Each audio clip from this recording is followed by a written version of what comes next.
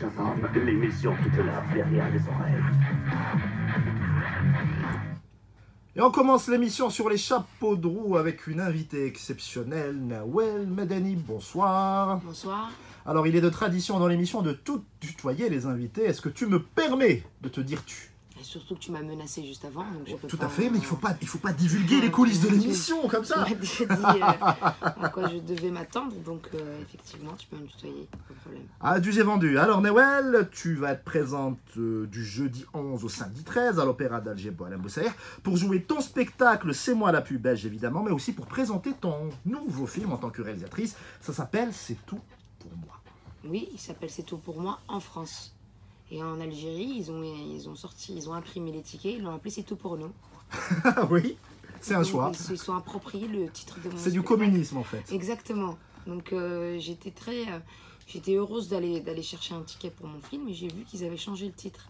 Le ton est donné. Voilà, absolument.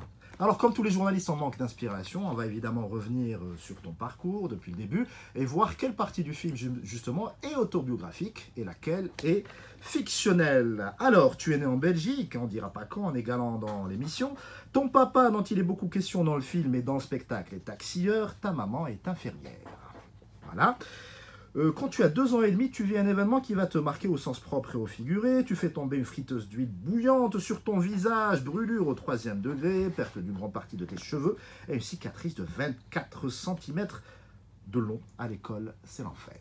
Enfin, 24 cm de long, c'est ce qui me reste de ma cicatrice. Et à D'accord. l'époque, j'avais vraiment 70% du cuir chevelu qui avait disparu et une partie du visage de l'épaule droite.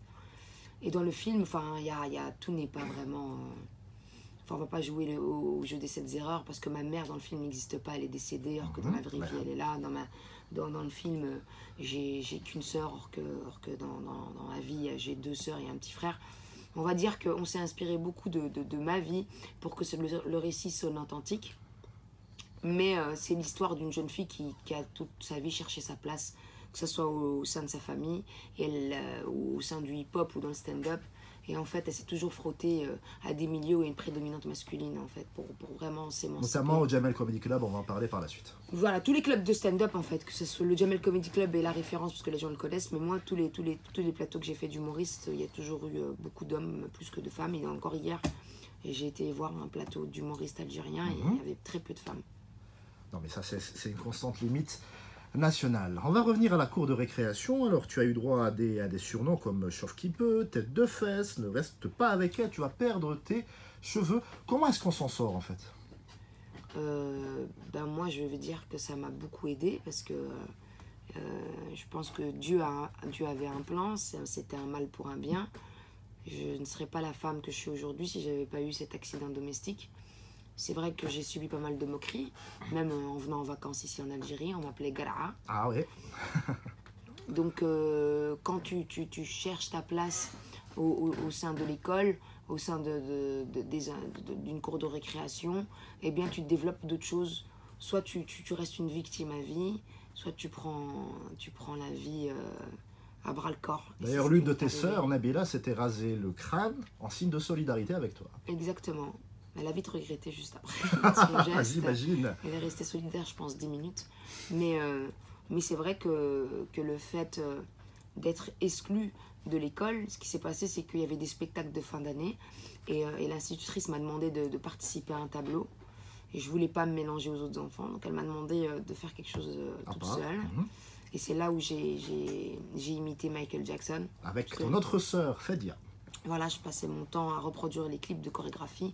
Et en sortant de scène, tous les enfants ont couru vers moi pour que je puisse leur apprendre, leur transmettre mes pas de danse. Et j'ai compris qu'avec la scène, j'allais gagner des amis. D'ailleurs, il y a une phrase que tu répètes souvent, c'est que tu as le même nez que Michael Jackson. Ouais. Pas le premier, pas le deuxième. Pas le premier, parce que le premier était assez balèze. Le 4e né de Michael. Le 4e. Alors, grâce à la danse, donc tu deviens la star de l'école. Comme par magie, tout le monde a oublié ta cicatrice. À 18 ans, tu pars pendant 3 mois aux USA. Raconte-moi ça. Moi, au départ, je rêve pas de Paris. Je rêve de Janet Jackson, de Madonna, de Paula Abdul. Donc, je prends mon billet pour les États-Unis et je me frotte à la galère américaine, parce que si tu n'as pas de visa, bah, tu ne vas pas rester plus de 3 mois sur le territoire. Donc j'ai fait les castings, je me suis retrouvée finaliste du casting de Christina Aguilera, Cisco et tout. Donc j'ai vu que j'avais un potentiel en fait. J'ai dit, si j'arrive à trouver une place aux États-Unis, ou en tout cas qu'on décèle un potentiel en moi, c'est que je peux tout déchirer en France. Donc en fait, j'ai été dans un premier temps aux États-Unis pour essayer de trouver une place professionnelle. J'ai pas eu la chance de trouver un sponsor, parce que ça se passe en sponsoring en fait. Système de parrainage. Exactement. Donc je suis revenue. Et en fait, les États-Unis m'ont donné une confiance en moi. Je me suis dit, si aux États-Unis, j'ai fait partie des finalistes de ces castings-là, c'est que j'ai une place vraiment en France. Mais cette envie d'USA ne t'a pas quitté, parce que là, tu ambitionnes à être la première femme francophone à te frayer une carrière au pays de l'oncle Sam. En fait. Enfin, j'ai déjà essayé. Il y a 2 ans, je suis partie à New York et j'ai commencé à traduire quelques vannes en anglais. Et puis, il y avait un casting pareil pour le Saturday Night Live. Et pareil, je tente ma chance et on me demande d'où je viens. Et ils me disent You are a stand-up comedian, so you act every day. Et en fait, j'avais une aisance scénique, même si j'avais des appréhensions par rapport à la langue. Ils ont vu que j'avais quelque chose, et en fait, je leur ai jamais dit que j'étais déjà connue en France. Je vais vraiment commencer les castings comme tout le monde. Et c'est là où je me suis dit, je vais m'attaquer après ma tournée française et européenne. Là, maintenant, j'attaque l'Afrique avec en premier l'Algérie. Je pars aux États-Unis, mais par contre, je recommence tout à zéro. Je refais les clubs de stand-up à zéro. Je recommence à gratter des vannes. L'humour est différent. Tout je suppose que c'est pas une simple traduction de sketch. Je peux pas traduire parce que la culture est différente, les approches. Les références ne sont pas les mêmes. Mais par contre, le fait d'être belgo-algérienne, d'être née dans une petite ville entre Anderlecht et Molenbeek, d'être humoriste et d'être de confession musulmane, je pense que le portrait est atypique et que je pense que je peux ramener quelque chose de nouveau. Donc je commence mes sketchs en disant quand j'arrive aux États-Unis, ils pensent que je suis latino. Donc les mecs me draguent, ils demandent mon numéro de téléphone. Et quand je leur dis que je suis arabe, ils donnent mon numéro de téléphone au FBI. Et je commence comme ça, en fait, juste de ce qui pourrait être une faiblesse, d'une force, surtout dans les temps qui courent avec Trump et ainsi de suite, et tout ce qui se passe avec les musulmans. Donc, et puis surtout avec la mentalité qui est très étroite des Américains. Ils ne se disent pas qu'une musulmane peut avoir cette liberté de ton. Donc je vais aller sur cette piste-là. Pour essayer d'en jouer. Complètement. On va revenir sur le parcours. Donc tu termines tes études en marketing, en management. À 21 ans, tu pars t'installer à Paris avec pour ambition à l'époque, c'était pas encore la comédie, c'était la danse. Et ça fonctionne pas du tonnerre de Dieu tout de suite. Non, en fait, ce qui se passe, c'est que quand je commence à passer des castings, on me repère plus pour mon physique, donc je deviens vite modèle. Et même pour les clips, je deviens la bombe latine du clip de Diams. D'ailleurs, c'est ce que tu dis, tu as une citation, tu dis « Les directeurs artistiques nous demandaient surtout de nous mettre en bikini, ils se foutaient de la danse ». Tu as dit ça dans Gala. Oui, bien sûr. C'est-à-dire que moi, je m'entraînais 8 heures par jour et ils s'en foutaient en fait de mes capacités artistiques. Ce qui leur intéressait, c'était mon physique. Et donc, je suis vite devenue modèle à mes dépens. Et j'ai commencé à gagner ma vie grâce au modeling, les photos et les clips. Et comme j'avais des ambitions artistiques, quand je restais dans un clip, j'observais le chef opérateur, la réalisation, et je voyais qu'il y avait des lacunes. Et j'ai vite monté mon agence de modèles et je fournissais des modèles dans les clips. Et j'étais une des plus grosses agences de clips en fait. J'ai très vite passé Mais avant ça, tu as fait quand même moi, quand j'ai lu ça, ça m'a un peu fait sourire. Tu as été Dame Pipi. Ouais, c'est vrai ou c'est légende? Non, j'ai fait Madame Pipi dans une boîte de nuit. J'ai été vendeuse de crêpes. J'ai vendu des crêpes à Eden Plage, à Oran. J'ai monté ma crêpe. J'étais l'une des premières à vendre des crêpes salées et sucrées. Et est-ce que tu as dormi vraiment dans ta voiture? J'ai dormi dans ma voiture, longtemps. Mais j'ai galéré dans ma vie. Avant d'arriver là où j'en suis, en fait, il n'y a pas de sous-métier. Tout ce que j'ai appris dans ma vie, même sœur aujourd'hui, c'est comme ça que j'ai pu écrire un film, que j'ai écrit un spectacle. C'est que j'ai toujours eu la dalle. Il faut avoir faim, c'est comme Rocky. Voilà, j'avais la dalle et quand il n'y avait pas d'argent, à un moment donné, je n'arrivais plus à faire des sous en France. Je suis revenue en Algérie. J'avais appris à faire des crêpes avec un pote. Et je dis, tiens, c'est drôle, en Algérie, il n'y a pas de crêpes. Je te parle de ça il y a 8-9 ans. Hein. Là, il n'y a que ça. Pour ouais, maintenant, aujourd'hui, voilà. Mais il n'y avait pas de crêpes salées, il n'y avait pas de crêpes sucrées, il n'y avait pas de crêpes bretonnes avec du beurre de micelle, il n'y avait pas des crêpes au thon, et ainsi de suite. Donc, je me balade dans la côte oranaise et je vois l'Eden Plage et je vois qu'il y a un petit kiosque en bas où il stockait les transats. Et donc, je vais voir Karim Sherif, le fils de Sherif Atman, et je lui dis, écoute, ton petit kiosque en bas, si tu veux, je le rénove et j'en fais quelque chose. Il me dit, oui, mais je mets où mes transats? Je dis, ben on met un SS. C'est pas grave. Donc, j'achète une tente, je mets un SS, je le paye au mois. Et moi et un cousin à moi, on se remet à peindre et à replafonner et à faire un lavabo et un l'évier. Et je vais chercher chez des sponsors 2-3 frigos. Et c'est avec cette crêperie-là que j'ai acheté mon premier appartement en Algérie. La classe. Alors, pour ceux qui ne connaîtraient pas Nawel Madani, je vous propose d'écouter un extrait de son spectacle. C'est moi la plus belge. C'est vrai, tu as du caractère. Toi, par exemple, moi, dans ma famille, on a un chien. Ouais, de temps en temps, mon père se prenait pour un Français. Moi, dans ma famille, on a un chien, un berger algérien. On l'a appelé Bohelen. Mais un chien, dans une famille d'Arabes, il a vraiment une vie de chien, tu vois. Moi, je vois le chien de la voisine, il fait « Viens ici, Gucci. Assis, Gucci.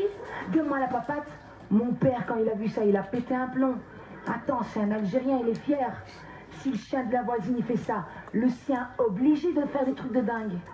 Devant elle, il a fait, viens ici le chien, viens ici, viens ici, viens ici. T'as garé la voiture? Allez, va sur Internet, va. Mon père était fier de son chien. Il disait à tout le monde, moi, mon chien me ramène le journal tous les matins. Tous les matins, me ramène le journal. La voisine est venue le voir, elle lui a dit, vous savez, Mélanie, beaucoup de chiens font ça. Il lui a dit, oui, sauf que c'est pas bon.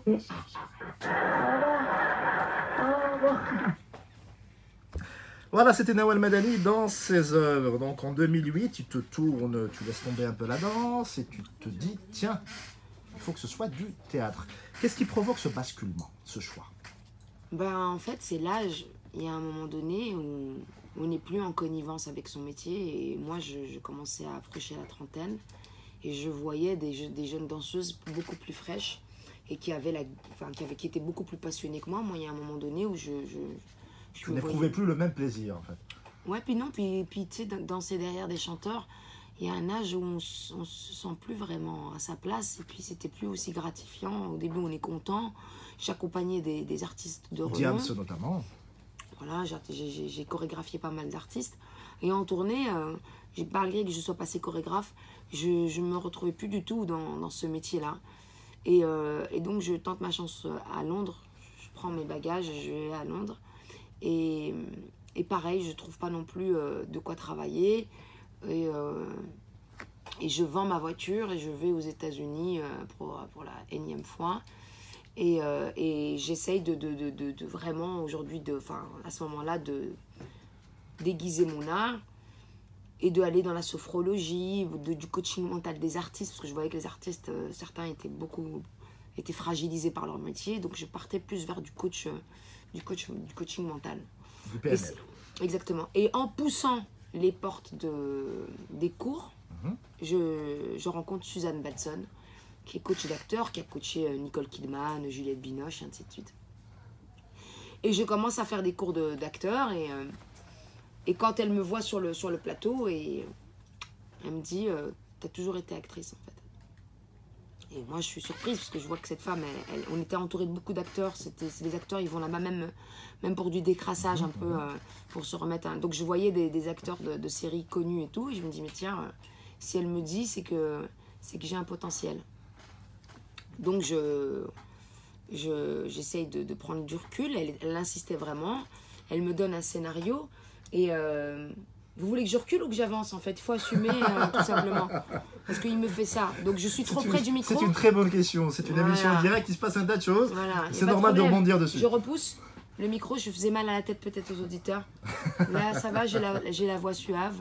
tout va bien. Absolument. Donc voilà, je rencontre Suzanne Balson qui me pousse à monter sur scène. Et c'est comme ça que je pense que les États-Unis a toujours été un déclic. Comme si c'était pour moi... Le rêve d'Amérique. Ouais, voilà, le rêve américain. Et si ça venait d'eux, c'est que vraiment, il n'y avait pas de doute à avoir. Si les États-Unis, là où le stand-up, là où le hip-hop est né, m'adoubait, je pouvais conquérir le reste du monde. C'est ce qui s'est passé. Alors en 2008, tu intègres donc le studio Pygmalion, tu suis les cours du laboratoire de l'acteur, entre autres choses, et en 2011, le Jamel Comedy Club que tu quittes 6 mois plus tard. Alors tu as déclaré en interview: on m'a tellement fait de coups bas que ça m'a éclairé sur ce qui m'attendait dans ce milieu. Comme j'étais la seule femme de la troupe, j'étais épiée, scrutée, censurée, même la solution prouvait ce dont j'étais capable. Oui, après, c'est pas si dur que ça. C'était pas seulement le Jamel Comedy Club, c'est l'humour en général. Les plateaux de stand-up sont durs, c'est virulent. La compétition, il y a beaucoup d'appelés et peu d'élus. Il faut savoir que quand on fait des plateaux d'humoristes, tous les producteurs viennent faire leur shopping. De chaque émission télé, que ce soit pour Ruquier, Thierry Ardisson, quoi que ce soit, on vient, on chope les chroniqueurs, les animateurs, les snipers des prochaines émissions. Donc on a tous l'impression de jouer notre vie en fait. Et quand tu es une femme, forcément, sans rien faire, tu sors du lot. Donc j'étais avec une dizaine d'humoristes et donc on attendait la seule fille de la soirée, est-ce qu'elle va être à la hauteur. Donc forcément ça joue des coudes. C'est pas du sexisme en fait, c'était plus... Oui, après il y a du sexisme parce que de toute façon il y a du sexisme en général. D'accord. Hein. C'est l'humour qui vient du public ou de la profession. Déjà on dit souvent, ce n'est pas beau, la vulgarité ce n'est pas beau dans la bouche d'une femme comme si c'était beau dans la bouche d'un homme. Et souvent, on me pose la question, on me dit, est-ce que vous faites de l'humour au féminin comme si les hommes faisaient un humour universel. Donc il y a encore beaucoup de choses à changer dans les mentalités, dans sa globalité. Mais il y avait un travail à faire de moi vers le public, de moi avec mes collègues. Et en fait, je suis arrivée un peu naïvement parce que je viens de la danse et c'est plutôt un métier de collectivité quand tu fais de la chorégraphie. Si on n'est pas synchro, si on ne se sent pas, voilà. On fait pas équipe. Et là, on avait le nom d'une troupe, mais on n'était pas une troupe. Parce qu'on se succédait les uns après les autres. Et forcément, on ne voulait pas être le creux de la vague. On voulait sortir du lot. Et on savait que le prochain allait être la star. C'est ce qui se passait chaque année à la télé. On savait que le prochain qui allait sortir du lot allait être le prochain humoriste qui allait cartonner. Qu'est-ce que tu penses de la polémique autour du plagiat? Je sais que tu en as souffert toi aussi, mais c'est sorti cette année, notamment avec, ton merci, c'est avec Jamel lui-même, ou même avec Gad Elmaleh, comme quoi ils auraient pompé des sketchs américains. Comment tu te positionnes par rapport à ça? Où commence l'inspiration et où s'arrête le plagiat et vice-versa? Ben, pour moi, tant qu'on s'inspire de sa vie, on ne peut pas copier. Donc l'inspiration, elle vient de moi. Moi, je parle de mes parents, je parle de ma vie, de ma position de femme, de mes premières fois. Donc, il peut y avoir des similitudes parce que, de toute façon, au stade où on en est aujourd'hui, on ne va plus rien inventer en humour. Toutes les thématiques ont été abordées. Après, c'est les points de vue. Il y a son flow personnel.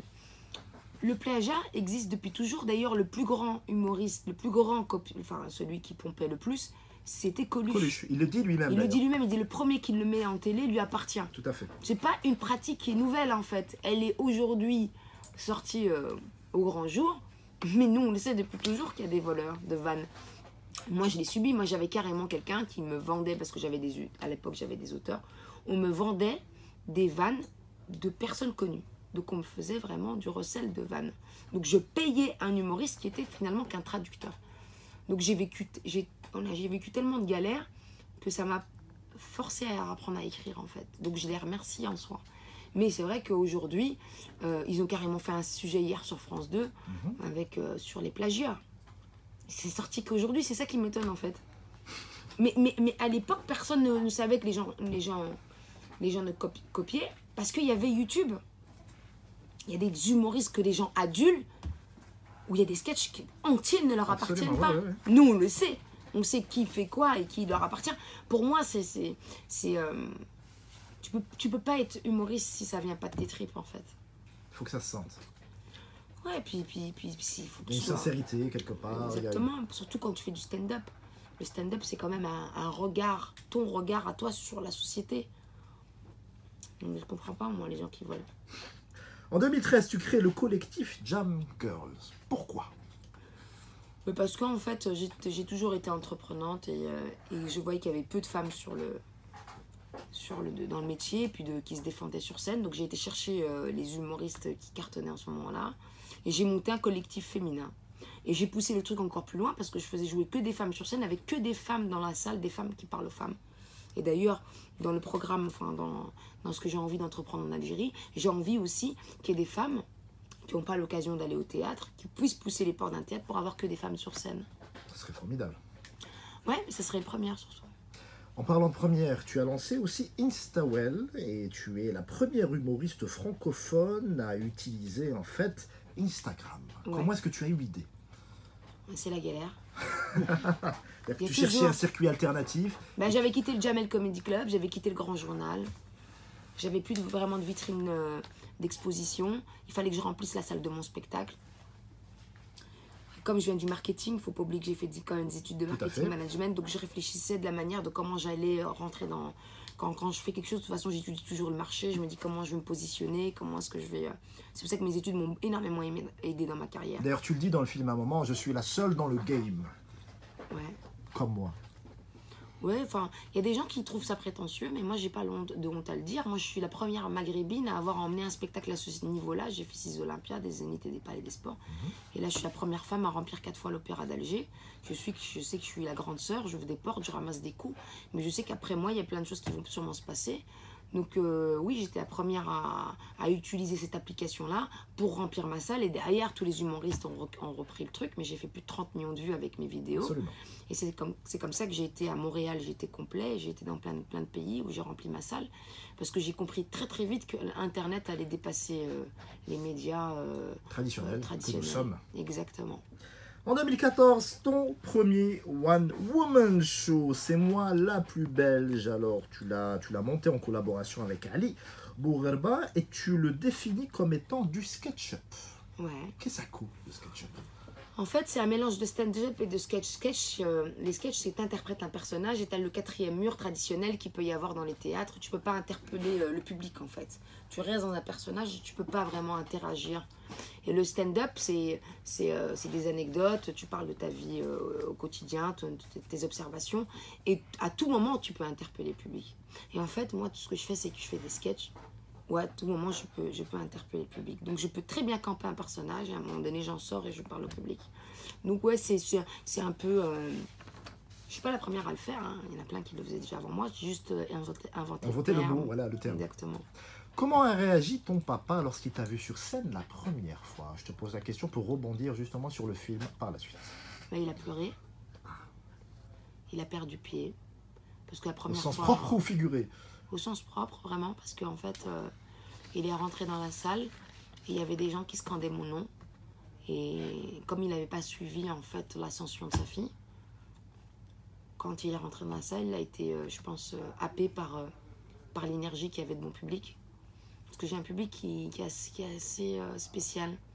T'as l'impression d'être dans un concert, en fait. Non, mais il y a de la danse aussi sur scène. Oui, il y a de la danse, il y a de la lumière et tout, mais comme je suis assez proche de mon public, je pense qu'il y a une énergie qui est assez spéciale. Parce que même les autres humoristes, ils me le disent, tu vois. J'ai une génération qui n'avait pas de référente sur scène. En majorité de femmes, elles se reconnaissaient pas dans Muriel Robin, Anne Romanoff. Donc quand elles m'ont vu, elles se sont identifiées. Une génération de maghrébines, de Black Blamber, quand ils m'ont vu, ils ont dit elle me ressemble physiquement. Elle parle pas dans la tchatch, comment elle s'habille, elle est coquette, elle fait du sport. Quand elle fait du sport, elle se filme, elle fait des selfies, elle parle hashtag, Twitter, Facebook, elle écoute Beyoncé, elle met des talons 12, dans son sac elle a des ballerines. Nawel, elle nous ressemble en fait. Donc quand elles ont poussé les portes de mon théâtre, elles venaient en brochette de 10, elles se lâchaient, c'était leur moment à elles. Et mon père a assisté à une de mes plus grandes salles. Et en fait, il a été happé par l'ambiance et par... Il a été fier de sa fille? Il me le dira jamais, c'est un Algérien. C'est vrai. Mais il m'a dit une phrase que j'oublierai jamais. Il m'a dit « Tu as tout d'une grande ». Oula, Ça vaut tous Donc, je les, pense tous les que Oscars, tous les Césars. Ça de la vaut tous les galaxie. je t'aime qu'il m'a jamais dit. Mais là, on a été voir Santa Cruz ensemble. C'est parti il est à- Oranais, voilà. On est parti à Oran. Et je pense que on a été reçus vraiment dignement en Algérie cette fois-ci. On a été escortés et ainsi de suite. Et je sais que quand je l'ai vu être reçu comme ça par rapport à sa fille, ça lui a fait quelque chose. Et puis, on lui a ouvert des portes qu'il n'avait jamais vues, hein, parce on est les premiers à visiter Santa Cruz, or que le sol a été refait à l'instant et tout, donc j'étais la première. Et l'évêque m'a proposé de faire mon spectacle là-bas. C'est génial. Donc on est en train d'en parler, de faire un plein air pour la première fois au Santa Cruz d'Oran. Et donc il regarde comme ça, la vue d'Oran et tout. Et je lui dis, donc je vois mon père et je lui dis, est-ce que tu aurais imaginé que c'est moi qui t'aurais ouvert les portes de ce monument? Et il m'a regardé, il m'a dit, de toute façon avec toi, j'ai dépassé mes rêves. C'est magnifique. Donc, et puis il a parlé avec l'évêque, et puis il m'a dit, c'est là où il m'a dit pour la première fois qu'il était fier de moi, c'était au sommet de Santa Cruz. Il m'a dit non, je suis fière d'elle et elle m'impressionne de jour en jour. Donc oui, surtout quand il a découvert mon film dernièrement, je pense qu'il s'attendait pas à ça non plus. Alors, c'est tout pour moi, la bande-annonce. On écoute ce que ça donne tout de suite. 95, Bruxelles. À droite, c'est moi, Lila. Et ça, Ce qui est génial, c'est qu'elle est narrative, donc on peut la diffuser en Ouais, radio. exactement. Super, Omar. C'est les filles. Elles font la danse au gymnase. Et eux, c'est les balances du quartier. Ça va? On a bientôt fini. Non, moi ça me... Je fais mon job, moi. Mais mon père avec d'autres projets pour moi. Je sais pas qu'est-ce qu'il a monté. Mais 15 ans après, j'étais toujours à fond. J'avais qu'une idée en tête. Tenter ma chance à Paris.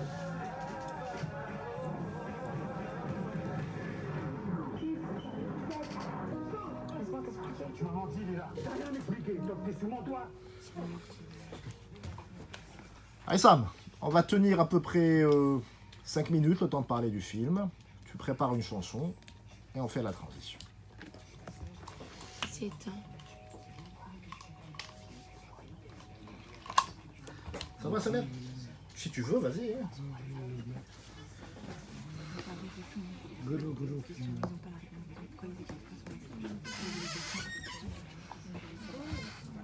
Hein?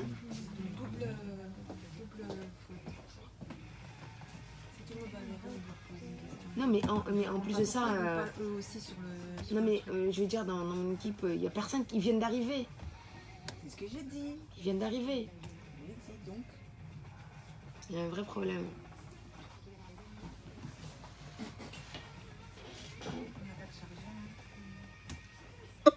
Oula, 7 secondes.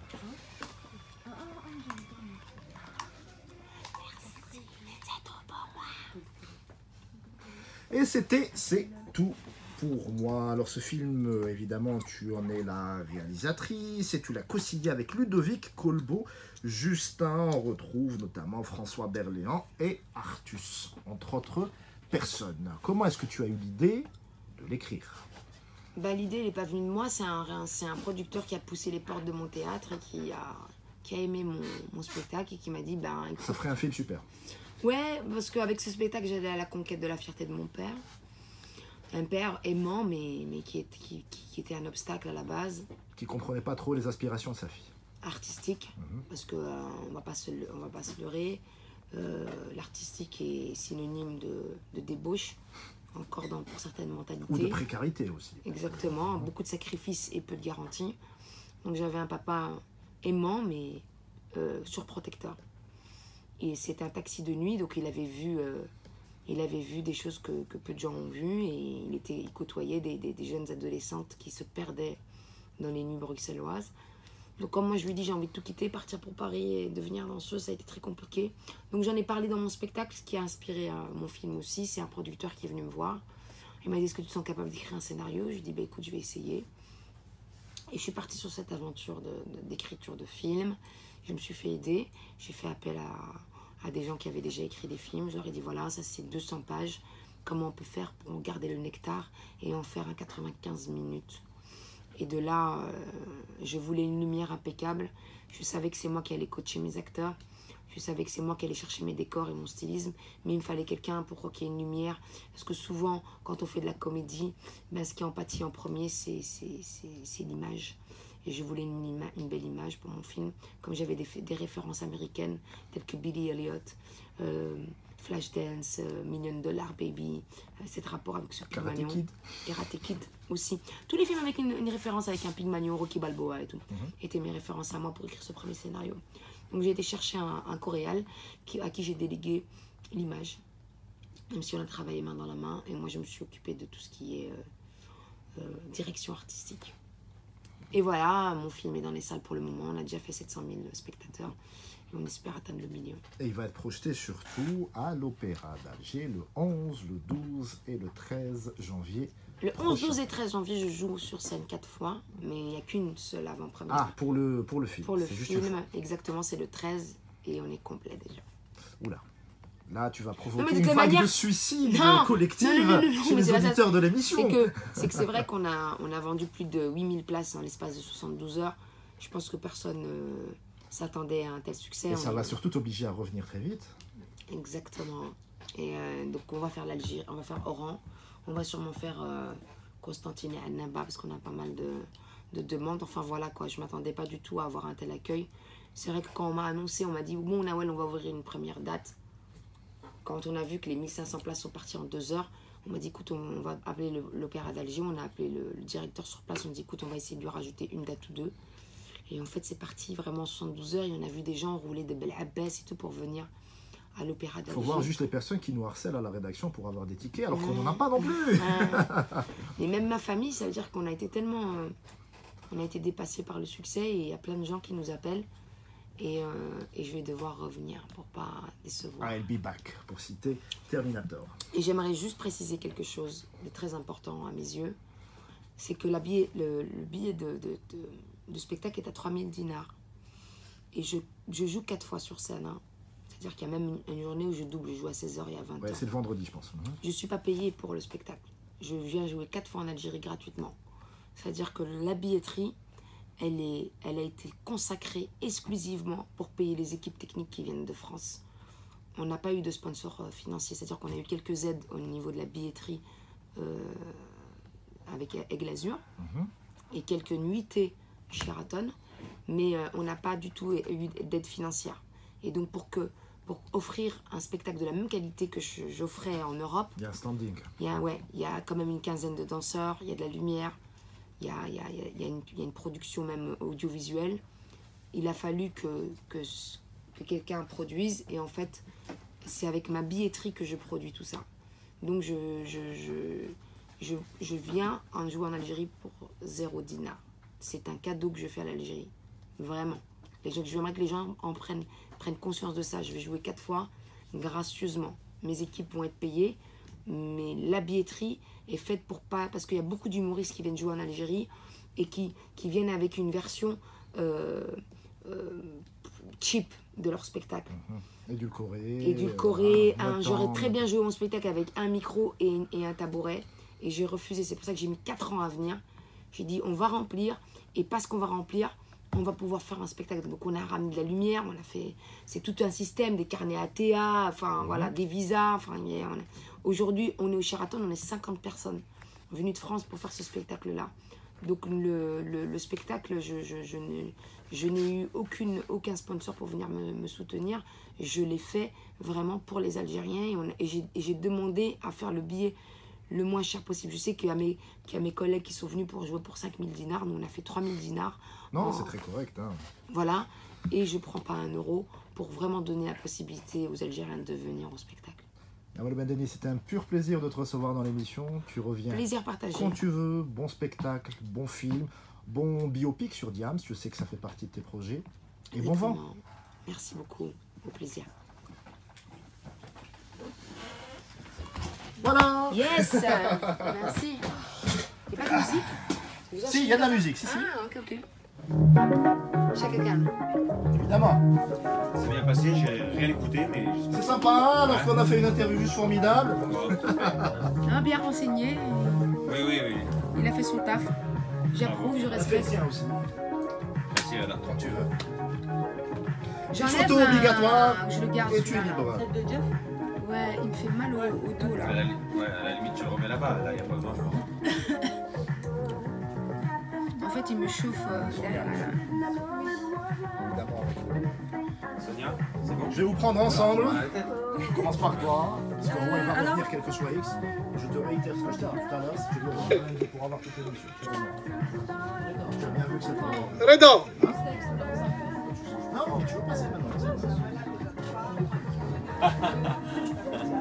Ça y est, on va rentabiliser notre truc.